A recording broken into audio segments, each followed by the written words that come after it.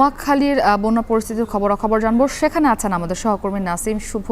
শুভ, ব্রাহ্মণবাড়িয়ার চিত্রটা জানছিলাম, সহকর্মী যুক্ত ছিলেন, জানাচ্ছিলেন যে ধীরে ধীরে বন্যা পরিস্থিতি ভয়াবহ আকার ধারণ করছে। নোয়াখালীর এই মুহূর্তের পরিস্থিতিটা কি, সেটা একটু জানতে চাই আপনার মাধ্যমে।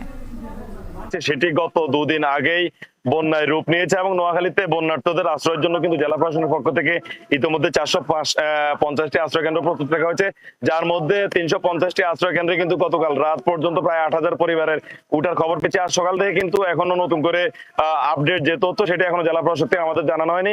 এদিকে বন্যা পরিস্থিতি মোকাবেলায় নোয়াখালী জেলা প্রশাসনের সম্মেলন কক্ষে আজ সকাল 10টায় এক জরুরি সভার আয়োজন করেছে জেলা প্রশাসন। সেখানে আসলে উপজেলা ভিত্তিক কমিটি করে দেওয়া হয়েছে। বন্যা নিয়ন্ত্রণে সবাইকে একযোগে সাধারণ মানুষের পাশে থাকার জন্য আহ্বান জানিয়েছেন জেলা প্রশাসক।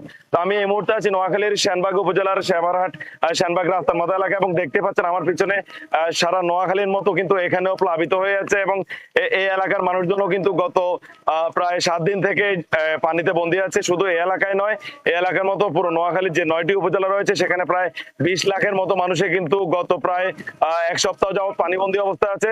তো এই মুহূর্তে মানুষ আসলে যেটি চাচ্ছে সেটি হচ্ছে সরকারিভাবে কিন্তু এখন পর্যন্ত এইসব এলাকায় কোনো সহযোগিতা তারা পায়নি বলে আমাদেরকে জানিয়েছেন। সে নিয়ে তারা আসলে যথেষ্ট ক্ষোভ প্রকাশ করেছেন। তারা জানিয়েছেন সরকারিভাবে এই মুহূর্তে দ্রুততার সাথে যেন তাদেরকে ত্রাণ সহযোগিতা দেওয়া হয়। পাশাপাশি যে সকল দুর্গম এলাকা যেগুলোতে পানিতে ইতিমধ্যেই অনেক পানিতে তলিয়ে গেছে সে সকল এলাকা থেকে যেন জরুরি ভিত্তিতে তাদেরকে উদ্ধার করে আশ্রয় কেন্দ্রে আনার ব্যবস্থা করা হয়। তারা কিন্তু সেই সকল সহযোগিতা চাচ্ছেন। তো আমি কথা বলেছি নোয়াখালীর যিনি জেলা প্রশাসক রয়েছেন দেওয়ান মাহবুবুর রহমানের সাথে। তিনি জানিয়েছেন আজ সকালে তারা যে মিটিংটি করেছেন সেই মিটিং এর পর থেকে কিন্তু জেলা প্রশাসনের পক্ষ থেকেও তাদের কাজ শুরু করেছে। পাশাপাশি সেনাবাহিনীও তাদের কাজে সহযোগিতা করছে বলে তিনি জানিয়েছেন এই পরিস্থিতি মোকাবেলায় সমাজের সবাই যেন একযোগে এই মুহূর্তে এগিয়ে আসে, সেজন্য কিন্তু তিনি সাংবাদিকদের মাধ্যমে সবার প্রতি আহ্বান করেছেন।